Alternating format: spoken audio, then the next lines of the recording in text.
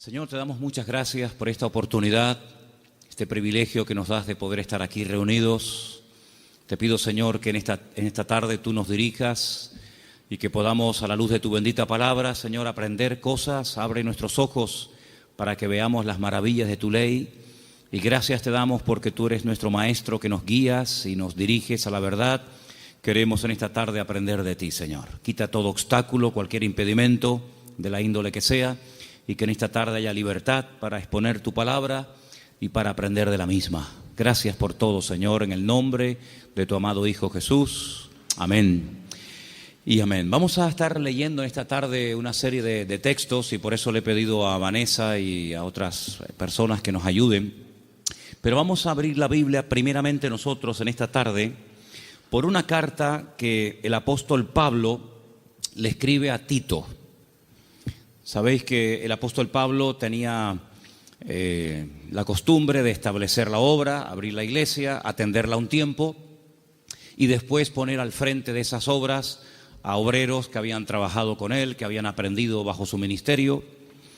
Vemos cómo dejó en la ciudad de Éfeso a Timoteo, al cual le escribe 2 cartas, pero a este joven pastor llamado Tito, lo deja en la isla de Creta. Y en el capítulo 2 de Tito capítulo 2, versículos 1 y 2, leemos algo muy interesante. Pablo está hablando acerca de las características que tienen que tener los ancianos en las iglesias, también las mujeres mayores, los jóvenes, los que sirven a otras personas. Y en los primeros versículos encontramos algo que me ha llamado mucho la atención y de lo cual quiero hablar en esta tarde. Pero tú habla lo que está de acuerdo con la sana doctrina. Que los ancianos sean sobrios, serios, prudentes, sanos en la fe, en el amor, en la paciencia. Y sigue contando y pidiendo cosas, ¿verdad? La frase que me llamó la atención, y es el tema que queremos hablar esta tarde, es cómo tener una fe sana. Cómo tener una fe sana. Dice la Biblia que el apóstol Pablo le pedía a Timoteo que los ancianos, que el liderazgo de la iglesia, tenían que tener una fe sana. Indagando por distintos textos del Nuevo Testamento, veo que a veces se menciona la fe, pero no siempre desde un punto de vista positivo. Hay como muchos tipos de fe, e incluso también muchos niveles de fe. Y el apóstol Pablo y el Señor, a través de sus palabras, nos dice que la fe del creyente tiene que ser sana. Hablaremos después cómo se puede tener una fe sana, y también nos tendremos que preguntar si la fe que yo tengo está sana o está un poco enferma, ¿no? En Lucas 9:54 vamos a leer el primer texto, donde podemos ver a unos discípulos del Señor que lógicamente tenían fe, pero una fe muy extraña. Yo la he llamado una fe distorsionada. Escuchemos Lucas 9:54. Viendo esto, sus discípulos Jacobo y Juan dijeron: Señor, ¿quieres que mandemos descienda fuego del cielo como hizo Elías y los consuma? Unos discípulos del Señor le están proponiendo al Señor: Señor, ¿quieres que oremos para que caiga fuego del cielo y destruya a esta gente que no ha querido recibirnos? Y dice, ¿pero qué estáis diciendo? El Señor no apoya esa petición. El Señor dice, ustedes no saben lo que están proponiendo, ustedes no saben de lo que están hablando. La fe no es para destruir a la gente, la fe es para edificar, para ayudar, para bendecir. Luego, esta gente tenía una fe distorsionada completamente. Y sería muy bueno que nosotros nos preguntáramos de vez en cuando qué tipo de fe tenemos. Porque vemos que estos discípulos tienen una fe muy grande, incluso hasta para proponerle al Señor orar para que caiga fuego del cielo, como hacía el profeta Elías en varias ocasiones durante su ministerio, pero que no es ni el momento, ni el lugar, ni muchísimo menos la voluntad de Dios que se esté utilizando la fe para semejante barbaridad. Luego aquí vemos, sí, fe, pero una fe distorsionada.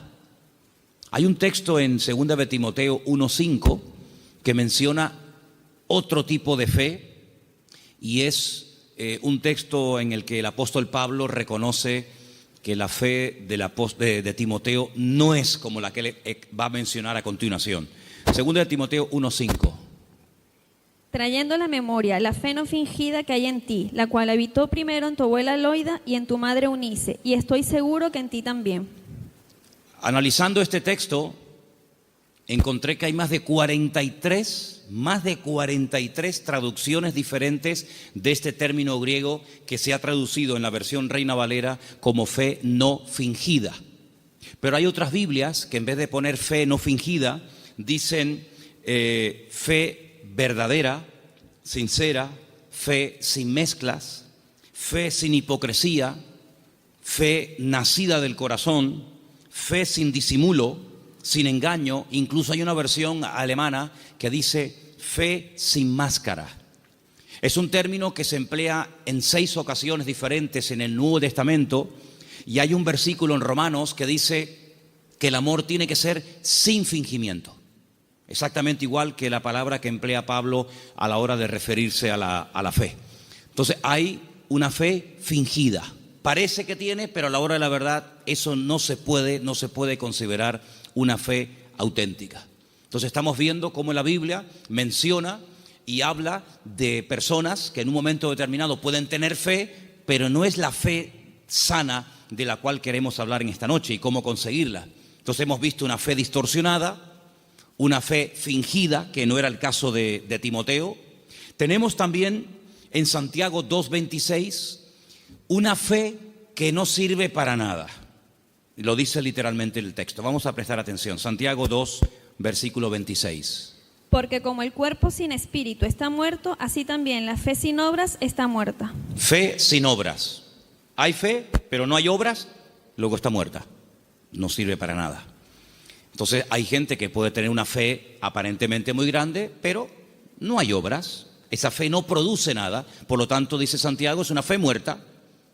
Y lo muerto, pues ya me contarás para qué sirve. Absolutamente para nada. Ya hay 3 tipos de fe: distorsionada, una fe fingida, una fe muerta, y hay una fe que quisiera contar un poquito de quién se trata. ¿Os acordáis del joven rico? Un chico que dice que había guardado todos los mandamientos de la ley, era muy escrupuloso, moralmente impecable, pero él notaba que le faltaba algo. Y le pregunta al Señor: Señor, ¿qué tengo que hacer para heredar la vida eterna? Y el Señor le propone un estilo de vida diferente, le habla de que tiene que romper con ese espíritu de materialismo que lo domina, le habla de que tiene que guardar los mandamientos, y él dice: yo todo esto lo he guardado. Luego vemos que muchos escribas y fariseos, incluido en el joven rico, eran personas de fe, pero era una fe religiosa, mecánica. Hay que orar, oramos. Hay que leer, leemos. Hay que ayunar, ayunamos. Hay que congregarse, me congrego. Pero el Señor no quiere que actuemos como si fuéramos máquinas, hermanos. Que no seamos como robots, que hacen las cosas pero sin sentimiento, sin pasión, sin ganas, sin deseo. Las hacen, pero no hay vida en lo que hacen. Digamos que es una fe religiosa. Sin embargo, volvemos al texto de Tito capítulo 2, donde el apóstol Pablo dice que los creyentes tienen que tener una fe sana. Quédense con eso, una fe sana, que no está enferma, que no está distorsionada. No es una fe que llegamos incluso a tener fe en la fe, valga la redundancia. Conocen la película de la lámpara de Aladino, ¿no?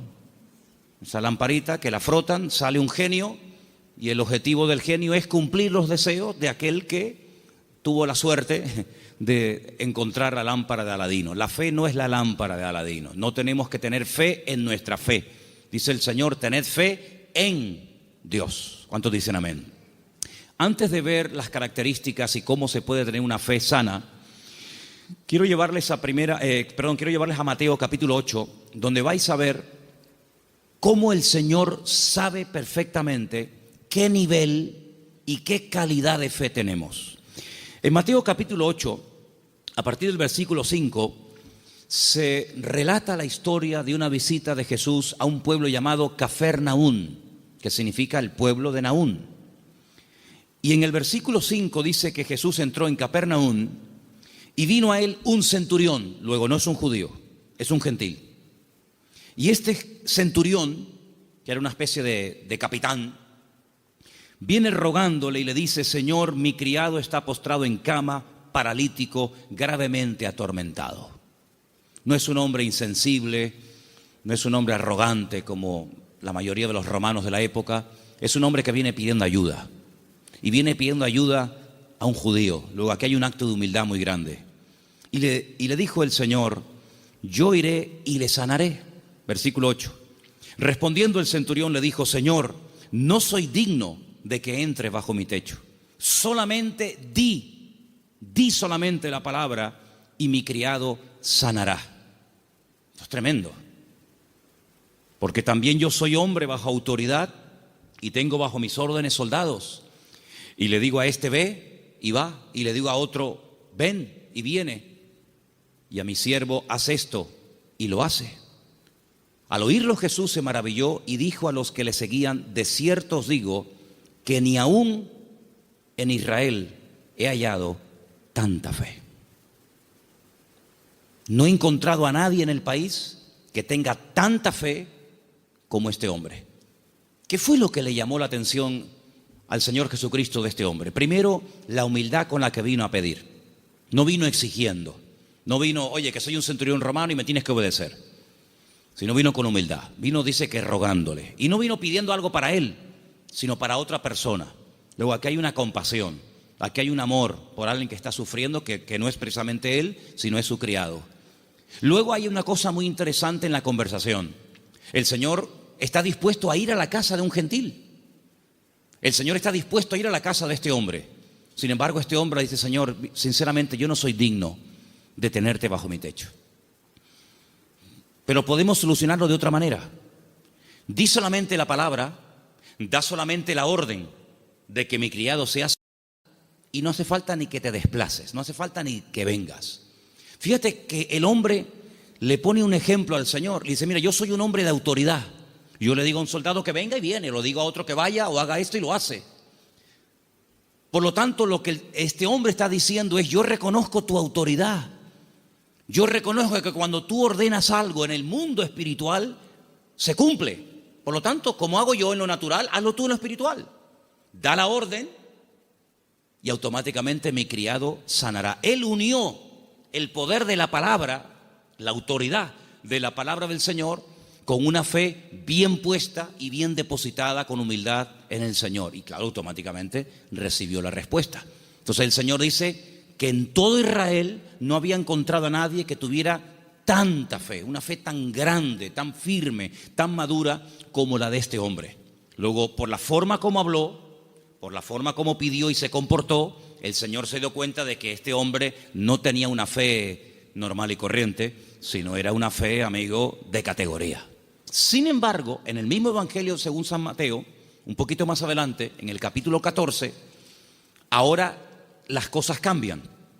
Porque en el capítulo 14, a partir del versículo 22, dice la palabra del Señor lo siguiente: Jesús enseguida hizo a sus discípulos entrar en la barca e ir delante de él a la otra tierra, a la otra ribera, entre tanto que él despedía a la multitud. Despedida la multitud, subió al monte a orar aparte, y cuando llegó la noche estaba allí solo.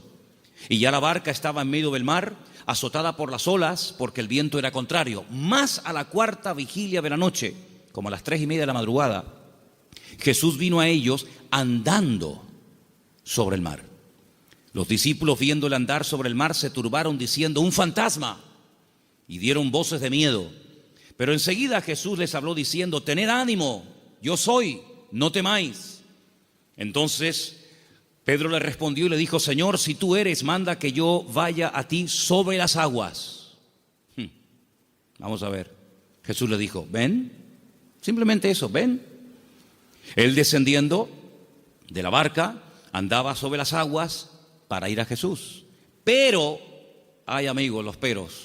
Al ver el fuerte viento tuvo miedo y, comenzando a hundirse, dio voces diciendo: Señor, sálvame. Al momento Jesús, extendiendo la mano, asió de él y le dijo: hombre de poca fe. poca fe. Capítulo 8 le dice al centurión, grande, grande es tu fe. Queda maravillado, queda impactado el Señor al ver el nivel de fe que tenía aquel hombre. Sin embargo, a este le dice, hombre de poca fe. Hay otro pasaje muy interesante en los evangelios, ustedes lo conocen perfectamente, donde Jesús está predicando en una casa. Dice la Biblia que fuera hay unos amigos de un paralítico que no pueden entrar. Conocen la historia, ¿verdad? Dice que se suben al techo, no se desaniman, no dicen, bueno, vengamos otro día, tal vez otro día ya no está. Nada los detiene, nada los frena. Descienden al paralítico entre ellos y dice la Biblia literalmente, al ver Jesús la fe de ellos. No habla de la fe del paralítico. Al ver Jesús la fe de ellos, le dijo al paralítico, y todos conocemos el resto de la historia. Luego, tal vez nosotros no podemos ver la fe, ni siquiera la nuestra, pero el Señor sabe perfectamente qué nivel de fe tenemos. La fe que tenemos que tener no es una fe cualquiera. No es esa fe que creemos que es una especie de como dije antes, de lámpara de Aladino o de llave maestra que todo lo puede y todo lo abre. No, no. Tiene que ser una fe sana. Pero ¿cómo se llega a tener esa fe sana?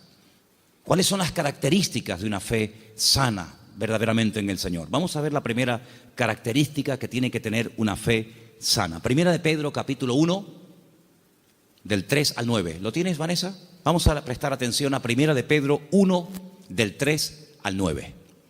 Bendito el Dios y Padre de nuestro Señor Jesucristo, que según su grande misericordia nos hizo renacer para una esperanza viva por la resurrección de Jesucristo de los muertos, para una herencia incorruptible, incontaminada e inmarcesible, reservada en los cielos para vosotros, que sois guardados por el poder de Dios mediante la fe para alcanzar la salvación que está preparada para ser manifestada en el tiempo postrero, en lo cual vosotros os alegráis, aunque ahora, por un poco de tiempo, si es necesario, tengáis que ser afligidos en diversas pruebas, para que sometida a prueba vuestra fe, mucho más preciosa que el oro, el cual, aunque perecedero, se prueba con fuego, sea hallada en alabanza, gloria y honra, cuando sea manifestado Jesucristo, a quien amáis sin haberle visto, en quien creyendo, aunque ahora no lo veáis, os alegráis con gozo inefable y glorioso, obteniendo el fin de vuestra fe, que es la salvación de vuestras almas. Amén. ¿Os dais cuenta? La primera característica de una fe sana es que tiene que ser probada. Si no quieres tener una fe probada, jamás sabrás qué tipo de fe tú tienes. Mientras no hay problemas, no se sabe si verdaderamente tú eres una persona madura o inmadura. No se sabe. Es como cuando antiguamente te entregaban la cartilla cuando terminabas de hacer el servicio militar y te ponían comportamiento, bueno, malo, excelente, regular, lo que fuera, disposición a la hora de actuar o en fin, las distintas, digamos, no materias, sino las distintas características que se pretendía o se suponía que había en un soldado. Generalmente, a menos que fuera tiempo de guerra, el apartado del valor se dejaba en blanco, porque no hubo ocasión de mostrar el valor. La obediencia sí, la fidelidad, la puntualidad, digamos la uniformidad, pero el valor era una casilla que se dejaba en blanco. Ahora, si hay una guerra, si te tienes que jugar la vida, si tienes que salir a campo abierto, entonces se sabe si ese soldado tenía o no tenía valor. Con la fe es exactamente igual. Si no hay pruebas, pues sí, tengo fe. Pero amigo, y cuando llegaron las pruebas, ¿cómo reaccionó usted ante el primer problema que le vino después de conocer al Señor? Porque nosotros reaccionamos de una manera antes de conocer al Señor que no puede ser la misma después de conocer al Señor. ¿Cómo, por ejemplo, reaccionó Job? Job no era judío.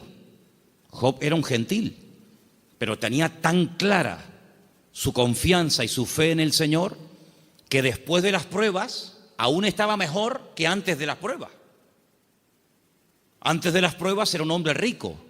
La vida le sonrió, tenía hijos, matrimonio que funcionaba perfectamente, aparentemente, tierras, criados, prestigio, casas, un patrimonio increíble y no había ningún problema.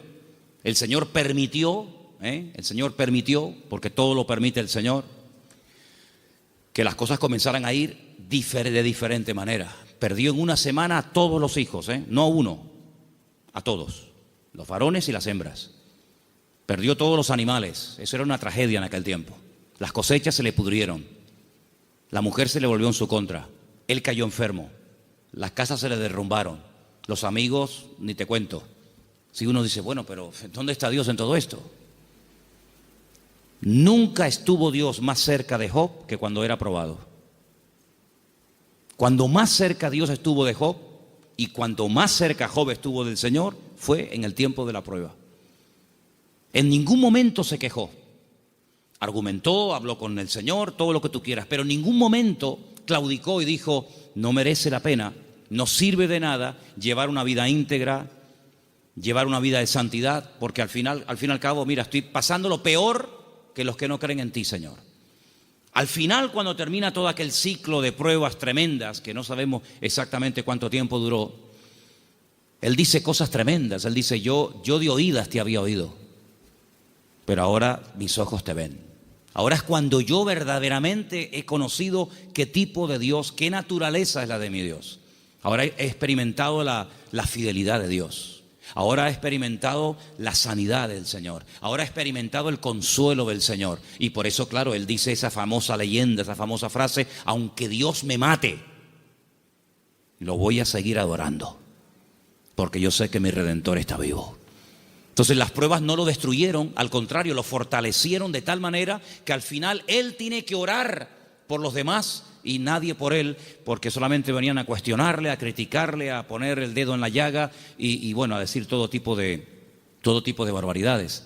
Por lo tanto, la fe sana, la fe verdadera, tarde o temprano, ha de ser probada. Y dice la Biblia que la actitud que tenemos que tener ante las pruebas es de gozo. No es encima, ¿sí? Encima.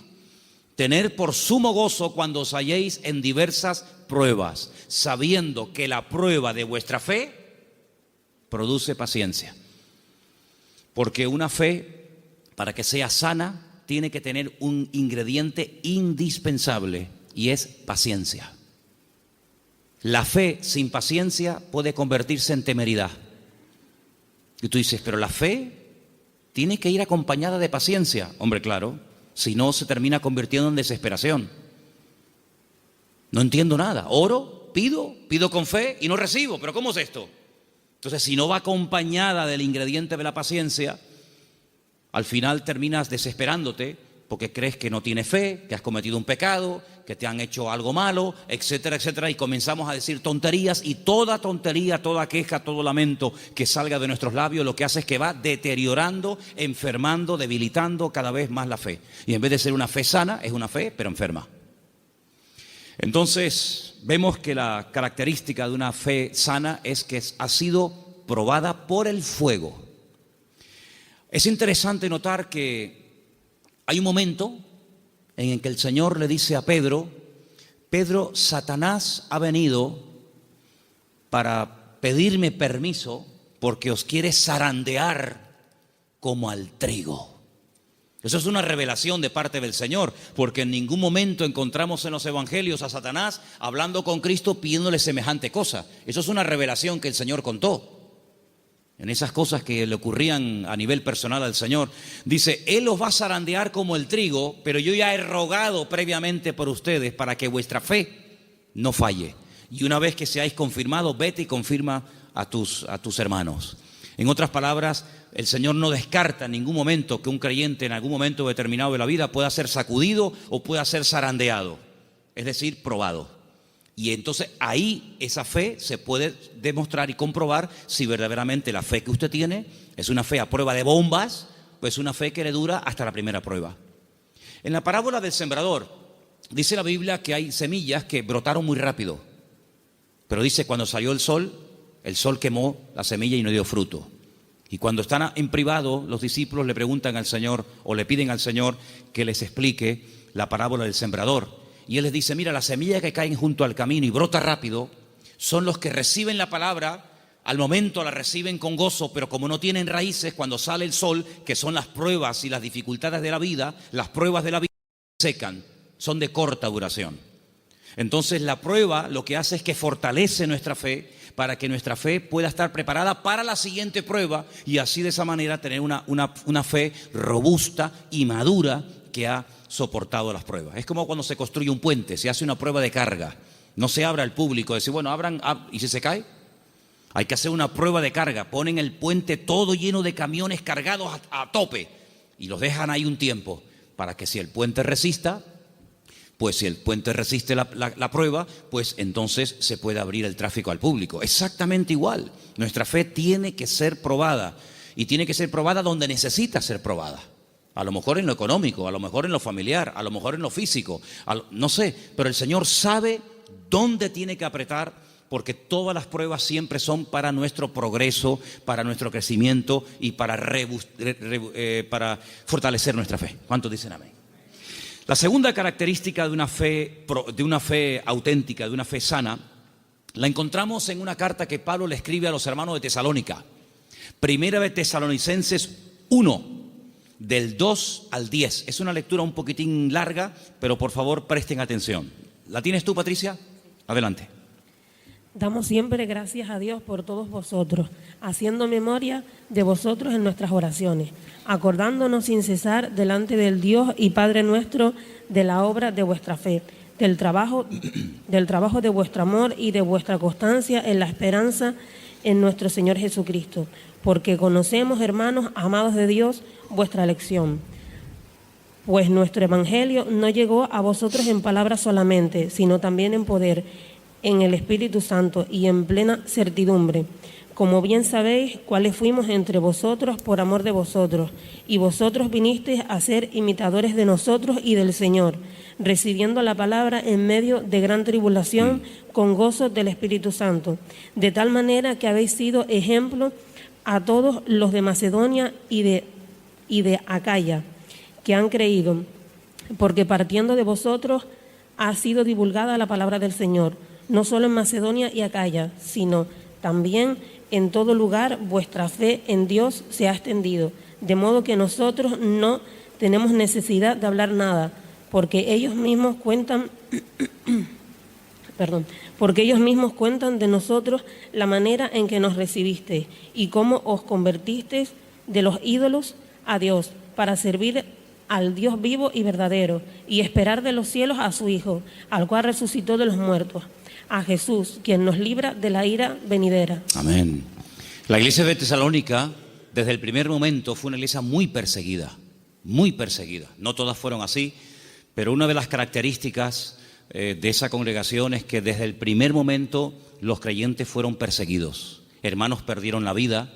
Llegó un punto que la presión era tan tremenda, que comenzaron a pensar si a lo mejor ya había comenzado hasta la gran tribulación. Fíjate lo que te digo. Y por eso Pablo tiene que escribirles varias cartas y alentar y animar a los hermanos y aclararles que todavía ese tiempo no ha comenzado, y les alienta y les anima a decir, hermanos, seguir adelante. El Señor aún no ha venido. El tiempo de angustia de Jacob, la gran tribulación aún no ha comenzado.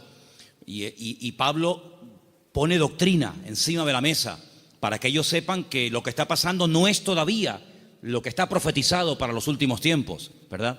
Y una de las cosas que el apóstol Pablo reconoce de la iglesia es que la fe de la iglesia, la fe de los hermanos de la ciudad de Tesalónica, no se quedó encerrada entre cuatro paredes, sino que los creyentes no habían perdido el valor de testificar a los que no conocían al Señor. Ellos se habían convertido, como dice ahí, hemos leído, de los ídolos. Habían sido gente idólatra, politeísta, y habían dejado esa vida de desorden, de idolatría, para convertirse al Dios vivo y verdadero. Pero la conversión de ellos, la fe de ellos depositada en el Dios vivo y verdadero, no era algo que se hacía a escondidas, sino algo que ellos querían que se difundiera. De tal manera que Pablo llegaba a ciertas y determinadas poblaciones y la gente en esos lugares daban testimonio de lo que los hermanos de Tesalónica estaban pasando y cómo la fe de ellos se había extendido. Y esto es muy importante, hermanos. Esto es muy importante porque en un momento tenemos un encuentro inicial con el Señor. Nos encontramos con el Señor, entendemos el propósito de la salvación, de la venida de Cristo. pedimos perdón por nuestros pecados, lo aceptamos como nuestro Señor y Salvador personal. Muy bien, pero ¿y ahora? Ahora se tiene que extender nuestra fe. Tenemos que divulgar nuestro testimonio, nuestra esperanza en el Señor, porque no todo el mundo tiene la misma fe. No todo el mundo ha tenido la misma experiencia que tú has tenido, y por eso es muy importante que abramos la boca para que podamos decir a la gente, oye, que hay una esperanza, que hay un remedio, como vimos el domingo, que hay un camino, una verdad y una vida. Y los tesalonicenses no dijeron, bueno, mira, vamos a quedarnos callados porque nos están maltratando, nos están matando, nos están torturando. No importa, vamos a seguir hablando, vamos a dar testimonio de la fe en nuestro Señor Jesucristo. Esa es otra característica indispensable de una fe sana, que no solamente soporta la prueba con gozo y que la utiliza como plataforma para crecer y para acercarse más al Señor, sino que además es una fe que no es muda, no es una fe invisible. Usted sabe que la tiene, pero nadie se ha enterado en la familia, nadie se ha enterado en el barrio. No, yo abro mi boca y extiendo y proclamo la fe, la obra que el Señor ha hecho en mi vida. Esa es otra característica de una fe sana. Un creyente que no testifica no es normal. No es creyente que un creyente que tiene el gozo del Señor y que ha pasado de muerte a vida, pasen los días, las semanas y se le pase la vida y no comparta su fe y su testimonio con nadie. Eso no es una fe sana, es una fe enferma. Otra característica de una fe sana, quiero leer en Santiago, voy a leer este pasaje yo, si no les importa, en capítulo 2, a partir del versículo 14, donde Santiago habla de algo muy importante relacionado con la fe. Dice, hermanos míos, Santiago 2:14, ¿de qué aprovechará si alguno dice que tiene fe y no tiene obras? ¿Podrá la fe salvarle? Si un hermano o una hermana están desnudos y tienen necesidad del alimento de cada día, y alguno de vosotros les dice, id en paz, calentaos y saciaos, pero no les dais las cosas que son necesarias para el cuerpo, ¿de qué aprovecha? No, hermanos, déjenme que diga esto. Decimos, bueno, pero ¿no es el Señor el que suple nuestras necesidades? Sí, pero muchas veces el Señor puede suplir nuestras necesidades a través de nuestros hermanos. A veces cuando veo a un señor mayor o a alguna persona en un parque, en una plaza, dándole de comer a los pajaritos o a las palomas, a mí siempre me viene a la cabeza el texto que dice, hombres de poca fe, mirad las aves del cielo que ni siembran ni hilan, ¿no las alimenta vuestro Padre Celestial? Y yo digo, fíjate, este hombre sin darse cuenta, o a lo mejor sí, no sé, está siendo un instrumento que hoy el Señor está utilizando. Él cree que le sobraban unas miguitas de pan duro y las trae al parque para entretenerse, pero él no se está dando cuenta de que ese montón de pájaros el Señor los está alimentando a través del detalle de este hombre. Entonces puede ser que el Señor te puede utilizar a ti en un momento determinado y a través de tu vida, cubrir la necesidad, suplir la necesidad de algún hermano. Entonces dice, así también la fe, si no tiene obras, es muerta en sí misma. Una de las fe que comentamos antes. Versículo 18. Pero alguno dirá, tú tienes fe, yo tengo obras. Muéstrame tu fe sin tus obras y yo te mostraré mi fe por las obras. Tú crees que Dios es uno y bien, haces bien. También los demonios creen y tiemblan. Mas ¿quieres saber esto, hombre vano, que la fe sin obras es muerta? ¿No fue justificado por las obras nuestro padre Abraham cuando ofreció su hijo Isaac sobre el altar? ¿No ves que la fe actuó juntamente con sus obras y que la fe se perfeccionó por las obras? Y se cumplió la escritura que dice, Abraham creyó a Dios y le fue contado por justicia y fue llamado amigo de Dios. Vosotros veis pues que el hombre es justificado por las obras y no solamente por la fe. Asimismo también Rahab la ramera no fue justificada por las obras cuando recibió a los mensajeros y los envió por otro camino, porque como el cuerpo sin espíritu está muerto, así también la fe sin obras está muerta. Luego, una característica de una fe sana, que es lo que nos interesa y estamos hablando esta noche, es que es una fe que produce, una fe que hace obras. No es una fe teórica. No, yo creo pero no hago nada. No, es una fe que hace obras. ¿Cómo se sabía que Abraham tenía fe en el Señor? Bueno, pues yo estaba justamente leyendo hoy ese pasaje y dice la Biblia que este hombre viaja desde el sur de Israel, desde una ciudad llamada Beersheba, recorre todo el desierto del Negev, llega hasta el monte Moria, allí en Jerusalén, y antes de llegar deja a unos criados y le dice, bueno, guárdeme aquí el asno, el burrito, que dice, iremos, adoraremos y volveremos. Y a veces seguimos leyendo el pasaje y nos olvidamos de decir, no, espérate un momento, mira lo que acaba de decir. Iremos, adoraremos y volveremos. Pero ¿cómo dice volveremos si Abraham sabe que tiene que subir al monte Moria y sacrificar, es decir, matar a su hijo Isaac? Dirás en todo caso, volveré. La Biblia dice que Abraham tenía tanta fe en el Señor que creía que si mataba a su hijo Isaac, el Señor se lo podía resucitar y volverlo a tener con él. Y en cierto sentido, eso fue lo que pasó. No lo mató, sabemos el resto de la historia, pero él en su corazón lo había sacrificado antes de subir al monte Moria. ¿Se da cuenta? Pero la fe de Abraham no quedaba simplemente en un acto de obediencia, sino que iba mucho más allá. Bueno, yo lo mato, yo lo sacrifico porque al fin y al cabo es lo que Dios, mi Señor, me ha pedido. Pero creo que Él me lo puede dar de entre los muertos. Y es que nunca nadie había resucitado, hermanos. Él no puede decir, no, es que ya resucitó fulanito de tal. No había resucitado nadie. ¿Cómo sabía Abraham que el Señor podía resucitar muertos? Porque Abraham conocía a Dios. Y la fe auténtica, la fe sana, no es una fe ciega, no es una fe irracional, es una fe basada en hechos, en realidades. ¿Y qué mejor realidad que conocer a Dios y conocer su palabra? Yo dije en una ocasión que hubo un momento en nuestra vida en los que creímos en un Dios que prácticamente no conocíamos. Cuando nosotros la primera vez aceptamos al Señor, ¿qué sabíamos del Señor? Pues muy poca cosa. No conocemos hoy nosotros al Señor mejor que hace años atrás cuando lo conocimos o lo recibimos en nuestro corazón, ¿sí o no? Por supuesto que sí. En aquel momento fue un acto de fe. Yo necesité fe, créame, yo particularmente, yo no sé usted, pero yo necesité mucha fe porque yo no creía en Dios. No creía en Dios, sencillamente. Para mí no existía. Y yo necesité que Dios me diera fe para poder creer en Él. Pero créanme, hermanos, y lo digo con toda sinceridad, yo hoy en día no necesito fe para creer en Dios.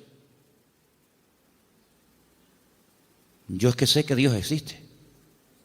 La fe se necesita para creer en lo que usted tal vez no ve o no ha recibido y tiene fe de poder recibirlo. Pero yo no necesito fe para creer en mi Padre. Yo no necesito hoy por hoy fe para creer si este libro es o no es la palabra de Dios. Es que yo sé que es la palabra de Dios. Por lo tanto, la fe tiene que ir en aumento, tiene que ir creciendo, tiene que ir madurando. Y por eso, amados hermanos, hay momentos en los que en la vida de ciertos y determinados personajes los milagros tenían que verse muy asiduamente, un poco como para sacudirlos y para provocar la fe en ellos. Pero hay un momento en nuestra vida en los que prácticamente ya no necesitamos tantos milagros cada día, porque el hecho de que el Señor sea mi Señor, ya para mí eso es más que suficiente y sé que todo lo demás vendrá por añadidura. ¿Cuántos dicen amén? Hay gente que continuamente le pone pruebas al Señor. Señor, ¿será tu voluntad esto? Señor, ¿será tu voluntad lo otro? Señor, voy por aquí, Señor, voy por allá. Bueno, pues si constantemente le tienes que estar poniendo pruebas a tu Dios, es porque no lo conoces mucho. Porque si tú sabes que a tu marido no le gustan las lentejas, no sé si hay algún marido, perdón si alguien se sienta aludido, pero si tú sabes que a tu marido no le gustan las lentejas, no dices, se las voy a poner a ver si le gustan o no le gustan. Ya te ha dicho de todas las formas que no le pongas lentejas que no le gustan. Por lo tanto, como ya lo sé, no se las pongo.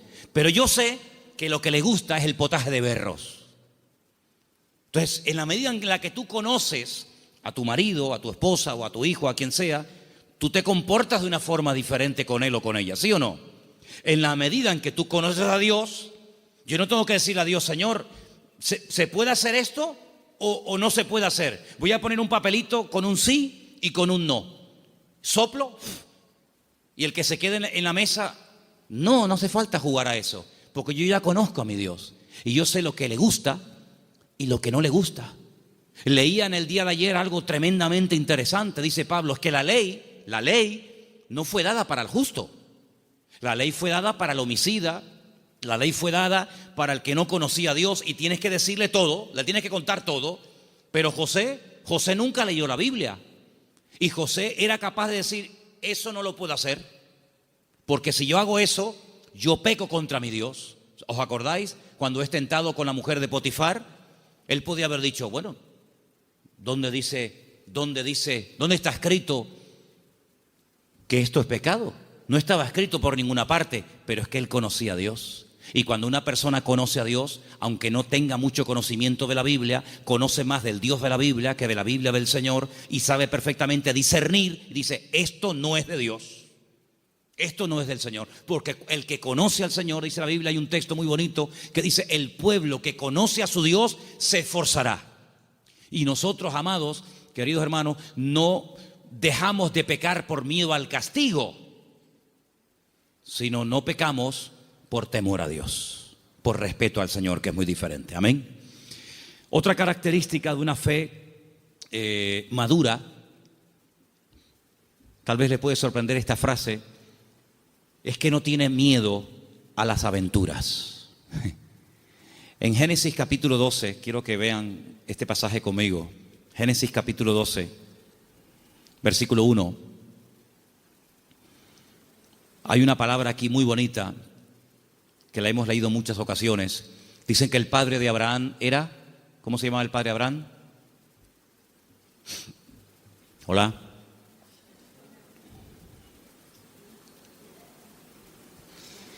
El padre de Abraham se llamaba Taré. Y cuenta la leyenda que el padre de Abraham, Taré, podía ser una persona muy importante en el ejército de Nimrod. ¿Y quién era Nimrod? Uno de los peores personajes de la historia. Terrible, terrible. El primer hombre poderoso de la tierra. Un tipo de anticristo, para que me entendáis. Un hombre idólatra, un hombre tremendo. Y hay muchas leyendas y muchas historias, no solamente en el pueblo de Israel, sino en el mundo árabe y en otras culturas que hablan mucho de Abraham, porque Abraham es el personaje que le cae bien a todo el mundo. Le cae bien a los árabes, le cae bien a los cristianos, le cae bien a los judíos. Es un personaje que todo el mundo lo quiere. Es el padre de todos. Y hay una leyenda que dicen que un día el padre de Abraham, que era vendedor también de ídolos, se fue y dejó a Abraham al cargo de su tienda de imágenes. Y Abraham rompió todos los ídolos de su padre menos uno. Y cuando el padre viene, le pregunta al hijo, hijo, ¿pero qué has hecho? Me has roto todos los ídolos, todas las imágenes. Y le dice, no, lo que pasa es que vino una señora con un plato de comida para ofrecer una ofrenda a los ídolos y como este ídolo, que es el más poderoso que tú tienes, no quería compartir la comida con los demás, los destruyó a todos y se comió la comida a él. Y le dice el padre, pero hijo, ¿qué cuento me estás contando? Si son ídolos de piedra, son incapaces de hacer esto. Y Abraham le dice, pues papá, si tú mismo has reconocido que son ídolos de piedra que no puedan hacer esto, ¿por qué los adoras? Es una leyenda que cuentan los árabes, ¿no? Hablando acerca de la fe de Abraham. Pues este hombre, cuando vivía en aquella tierra, versículo 1, Génesis 12:1, dice, el Señor le había dicho, fíjate el tiempo del verbo, no está llamando el Señor ahí a Abraham, dice, ya le había dicho. Es como, oye, que ya te he dicho, ya te lo dije el otro día, te lo estoy recordando. Ya el Señor le había dicho a Abraham. ¿Qué le había dicho? Vete de tu tierra, de tu familia o parentela, de la casa de tu padre, a la tierra que yo te mostraré. Fíjate que el primer verbo está en pasado y el último está en futuro. Ya le había dicho el Señor, a la tierra que yo te mostraré. ¿A dónde voy? No lo sé, yo te lo mostraré, ya te lo diré. Pero hay una promesa, entre el cumplimiento de la promesa y la obediencia, hay una palabra muy interesante, dice, yo haré de ti una nación grande, te bendeciré, te engrandeceré serás bendición, bendeciré a los que te bendigan y a los que te maldijeren, maldeciré, serán benditas en ti todas las familias de la tierra. Y se fue Abraham como el Señor lo había dicho. Entonces vemos que este hombre, en base a una promesa, en base a una orden de parte del Señor, él emprende una aventura. Y por eso este punto que he dicho, que para tener una fe sana, uno tiene que estar dispuesto a correr aventuras con el Señor. No podemos tener todo bajo control. Hay creyentes que todo lo quieren tener bajo control. Y eso es totalmente imposible. Quiero tener bajo control las facturas, lo que tengo que pagar, lo que tengo que hacer, lo que tengo que decir. Tengo que tener... Hermano, en la vida de un creyente verdadero, tienes que dejar una puerta abierta a la vida de fe, a una vida de aventura. Esto no tiene ni pies ni cabeza, diría un padre a un hijo. Pero hijo, ¿a dónde va? Es que no lo sé, padre. Pero, ¿qué sentido tiene esto? Yo leía hoy una frase en un libro que la tengo por aquí apuntada y me llamó mucho la atención y la quiero compartir con ustedes. Y la frase que leía dice: lo que nosotros llamamos seguridad muchas veces no es más que un freno para una vida de fe. Esto me impactó muchísimo, ¿eh? No, es que hay que tener una seguridad en la vida, tú. Ya, oye, ya no tengo 20 años, ya tengo una edad y uno ya tiene que ir pensando las cosas. Me parece muy bien.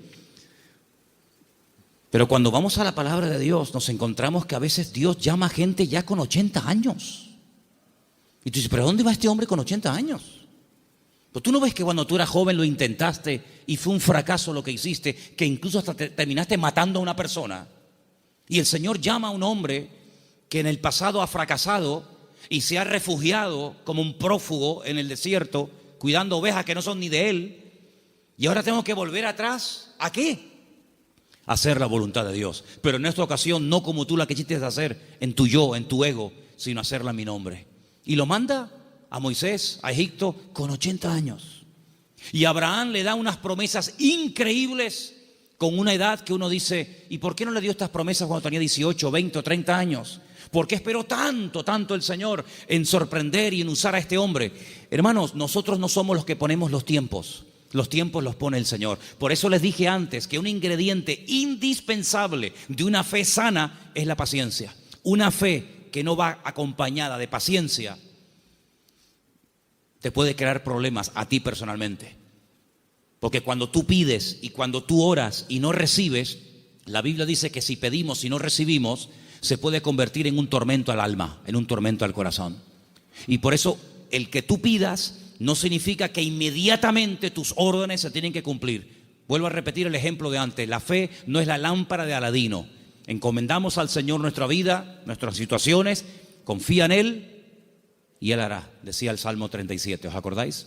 Entonces, una fe sana tiene que ser probada, tiene que extenderse, no puede quedar ahí reducida, anclada, encerrada herméticamente en tu vida.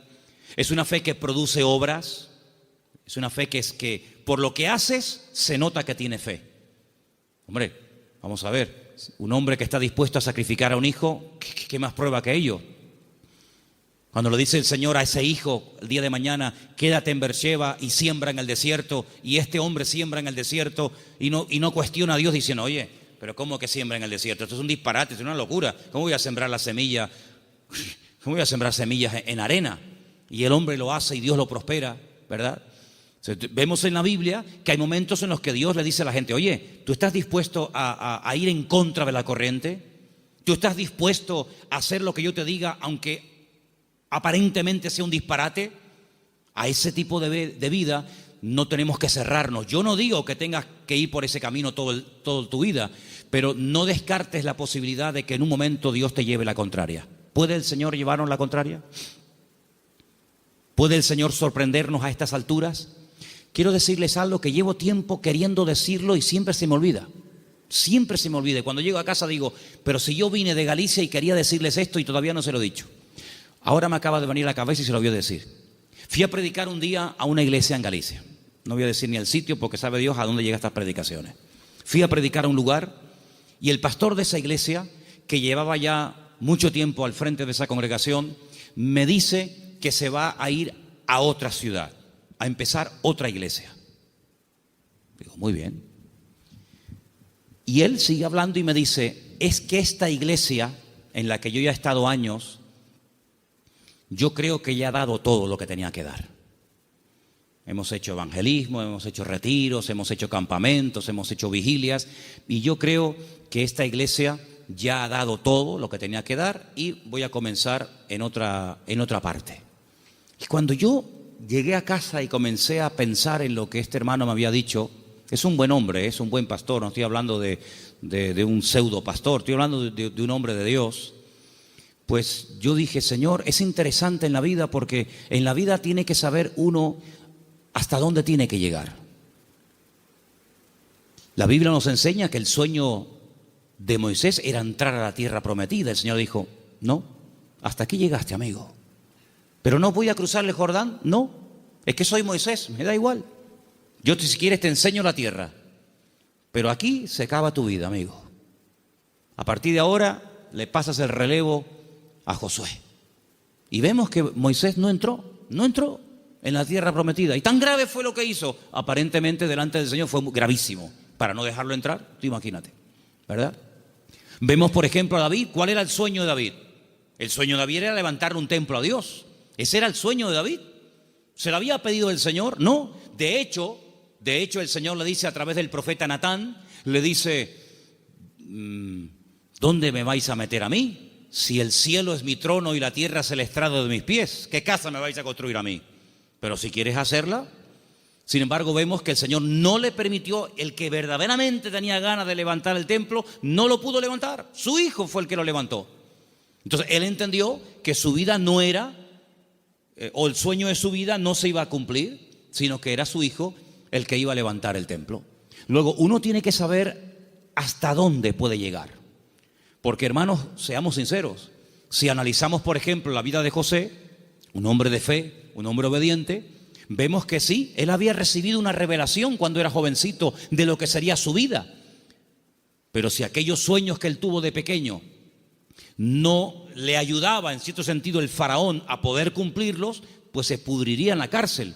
Luego, otra persona tuvo que soñar para que sus sueños personales, la revelación de parte del Señor a él, se pudiera hacer realidad. Por lo tanto, es muy importante como congregación, como familia, como matrimonio, como hijo, como pastor, como creyente, saber hasta dónde tengo que llegar con el Señor. De hecho, para mí hay dos preposiciones que aparecen en la Biblia que tenemos que tenerlas presentes siempre en nuestra vida de fe. Desde, hasta.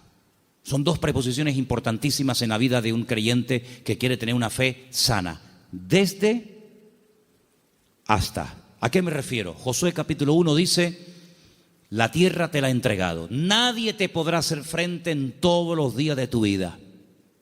Desde, hasta, esa es la tierra en la que te puedes mover. No te salgas de ese marco, no te salgas de ese terreno, porque no te la daré. De hecho, ha habido momentos en la historia en los que Israel ha conquistado terreno que tiempo más tarde ha tenido que devolver, porque no entraba dentro del desde hasta, ¿verdad? Cuando en una de las guerras conquistó la famosa península del Sinaí, la península del Sinaí no entraba dentro de las promesas del Señor y la tuvo que devolver, ¿verdad? Y sabemos que la península del Sinaí no pertenece a Israel. Por lo tanto, como creyentes tenemos que saber cuáles son nuestras limitaciones, qué tipo de fe tenemos, y con ese tipo de fe trabajar y movernos en el Señor. Porque dice la Biblia que no a todos se nos ha dado la misma fe, ni los mismos dones, ni el mismo conocimiento, ni los mismos talentos. Por lo tanto, cada uno tiene que, dice, examinarse a sí mismo y decir, bueno, a mí el Señor no me ha llamado a predicar, pero así a mí el Señor sí me ha llamado a servir o a colaborar.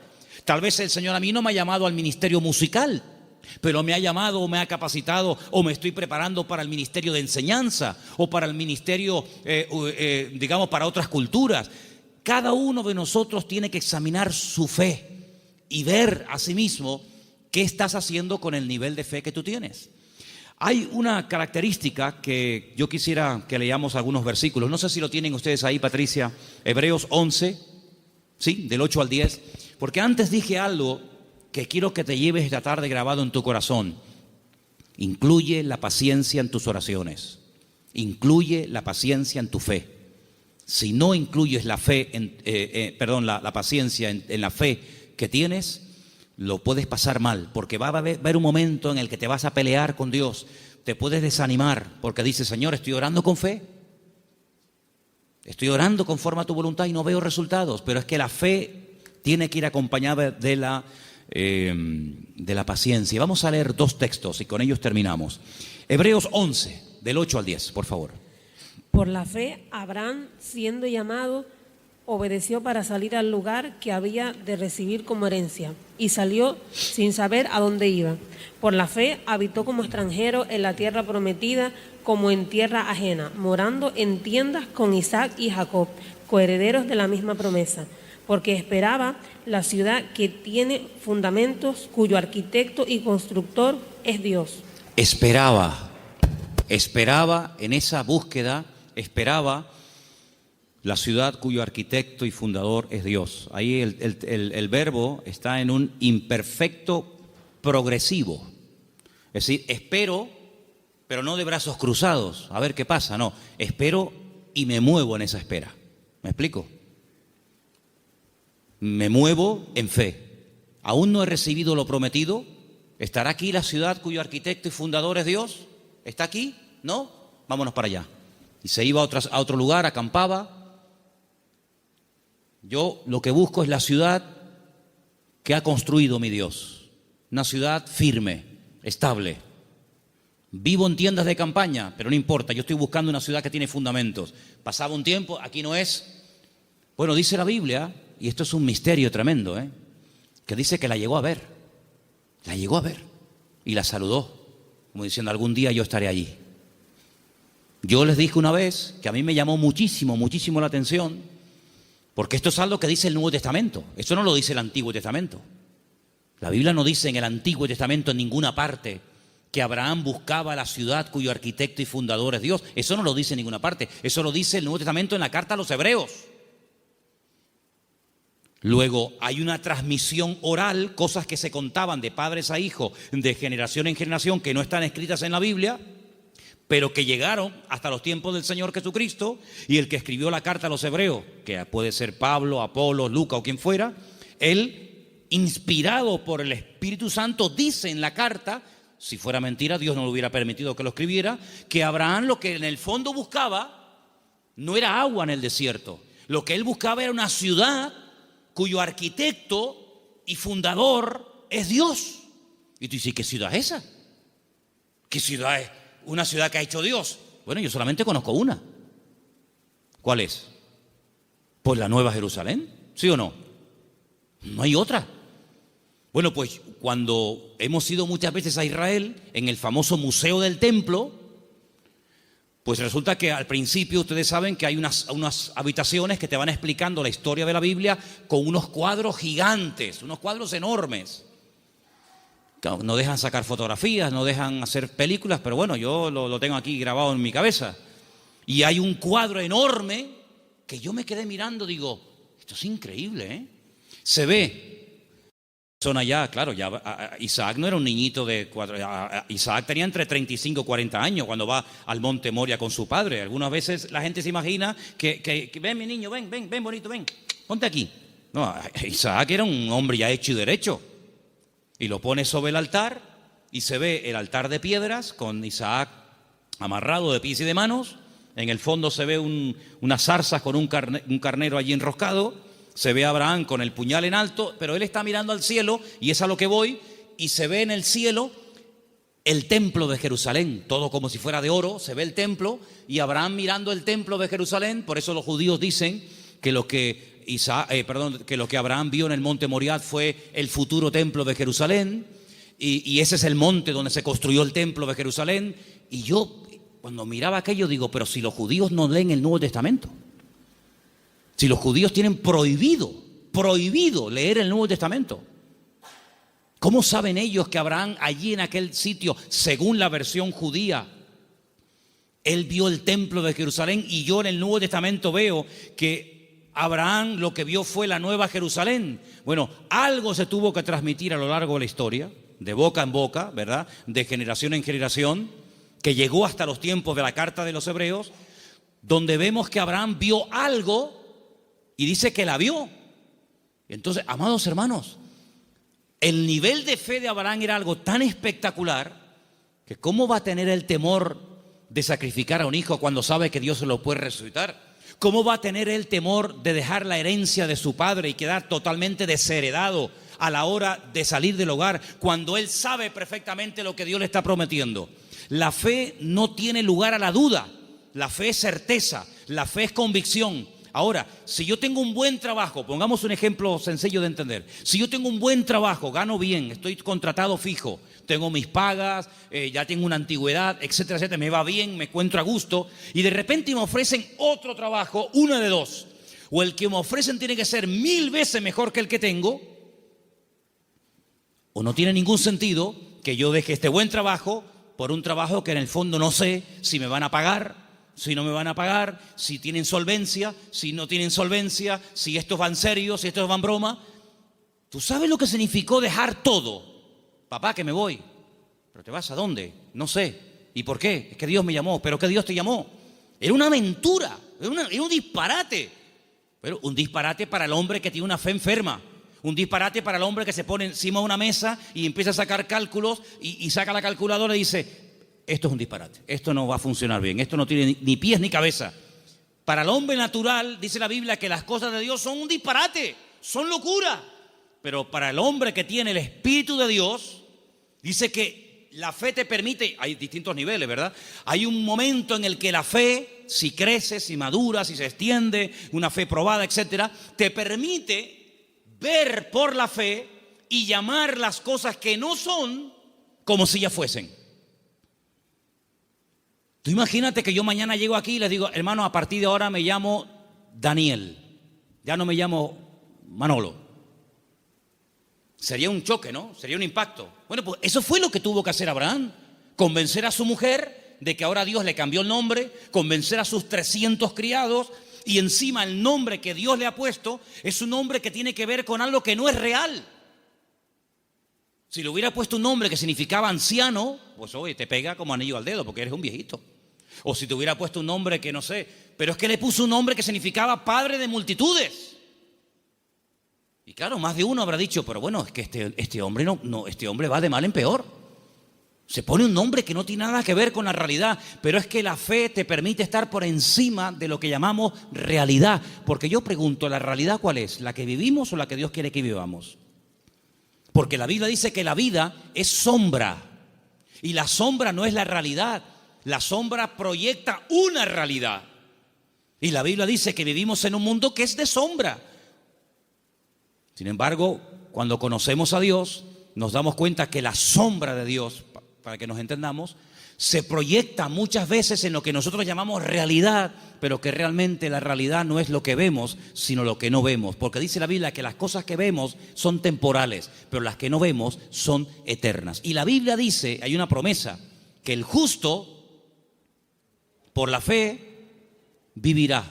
Pero en el texto original hebreo no aparece el verbo vivir, sino aparece el verbo ser.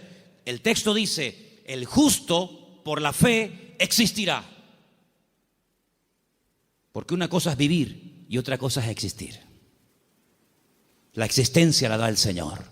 Y cuando nosotros conocemos a Dios, comenzamos a descubrir que la vida que muchas veces nosotros llamamos seguridad no es más que un freno y un impedimento para ver la grandeza y descubrir el poder de nuestro Dios. Por eso quiero terminar recordando las 5 características de una fe sana. Preguntémonos si las tenemos. La fe sana tiene que ser tarde o temprano probada.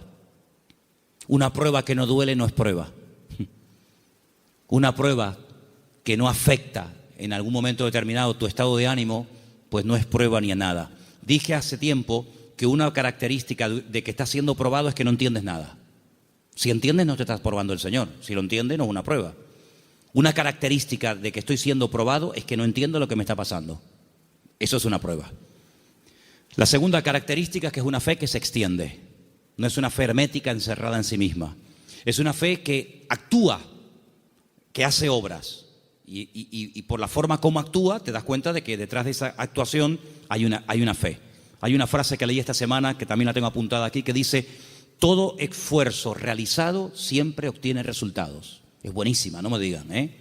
Todo esfuerzo realizado siempre obtiene resultados. Tú te esfuerzas por el Señor, ¿verdad? Tú ejercitas la fe y automáticamente Dios lo premia.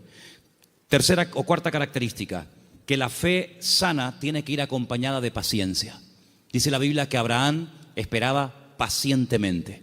Y finalmente, la fe sana está dispuesta a la aventura. En Hebreos 10, del 12 al 13, quiero que lo leamos todos juntos, por favor. Hebreos capítulo 10, Hebreos 10, del 12 al 13. Hay unos versículos muy interesantes que los he dejado para el final, para que medites en ellos y te los lleves esta noche en tu corazón. Repito, Hebreos capítulo 10, del 12 al 13. ¿Lo tienen, hermanos? Bueno, creo que lo estamos poniendo ahí, ¿no? Perfecto. Léelo conmigo.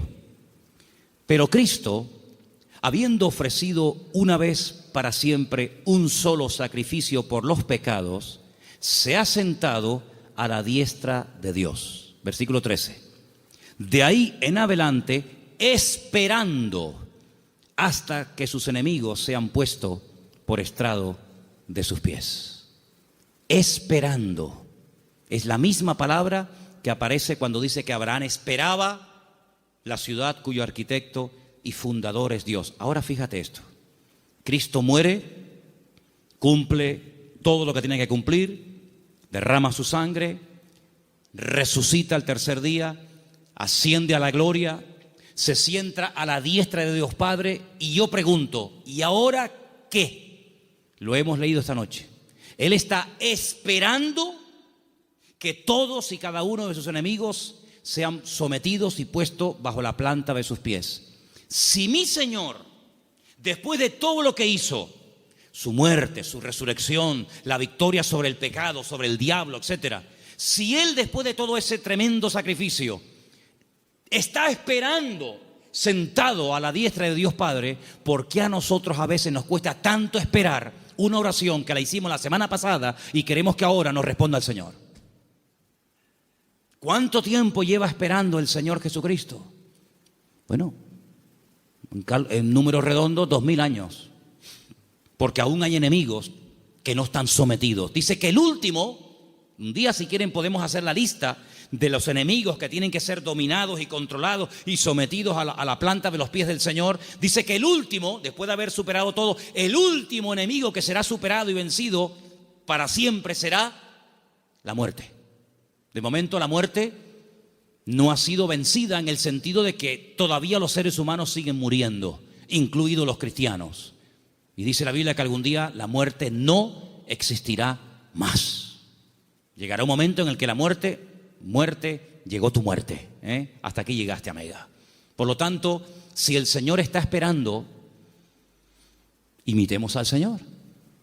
Él ora, Él intercede. Hay oraciones que el Señor Jesucristo le hizo al Padre cuando subió a la diestra, y una de ellas fue: Padre, envíales el Consolador. No dijo Él: yo rogaré al Padre para que os envíe otro Consolador, para que esté con vosotros para siempre. ¿Lo habéis leído, sí o no? Esa oración fue contestada en pocos días. Asciende, el Señor Jesucristo le pide al Padre que envíe el Espíritu Santo a los que quedaron en la tierra, lo envía. Pero hay otras muchas cosas que aún todavía el Señor está esperando que se solucionen, que se venzan, y después vendrá el Señor. Por lo tanto, vemos que la fe tiene que aprender a esperar. No solamente tiene que tener la confianza y la perseverancia, sino que una fe sana es una fe que sabe esperar. Pero no es una espera en vano, no es una espera inútil. Es una espera que merece la pena, porque merece la pena esperar en el Señor. ¿Cuántos dicen amén? Cierra tus ojos en esta noche y pidámosle al Señor: si mi fe está distorsionada, si mi fe está muerta, si mi fe no produce, si mi fe está estancada, Señor, sáname la fe. Que mi fe no sea una fe enferma, sino una fe viva, una fe robusta, madura.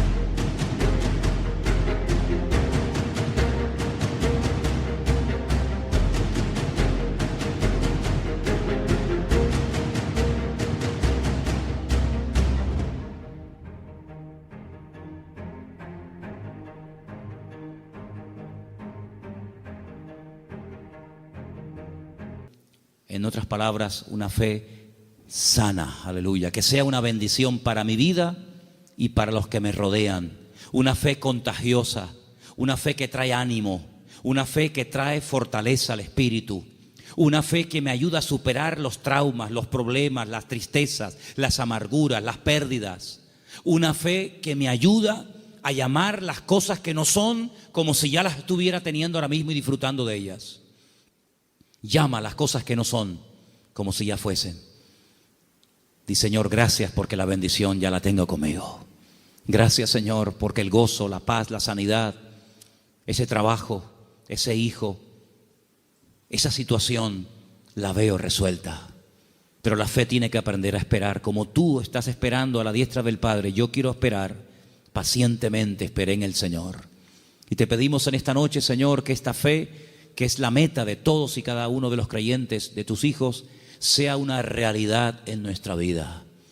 Ayúdanos a trabajar esta fe que tú un día depositaste en nuestros corazones, que el mundo no la apague, que las circunstancias de la vida no la debiliten ni la enfermen, sino que la fe nos permita estar firmes, porque tu palabra dice que nuestra fe ha vencido al mundo. Aleluya.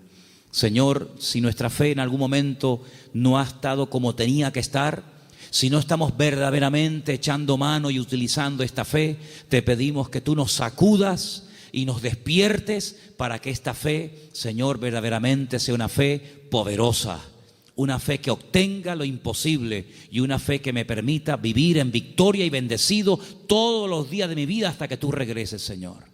Gracias te doy, Señor, por este don, por este regalo maravilloso que tú has puesto en mi vida. Bendecimos y glorificamos tu nombre en esta noche, en el nombre bendito de Jesús. Amén y amén.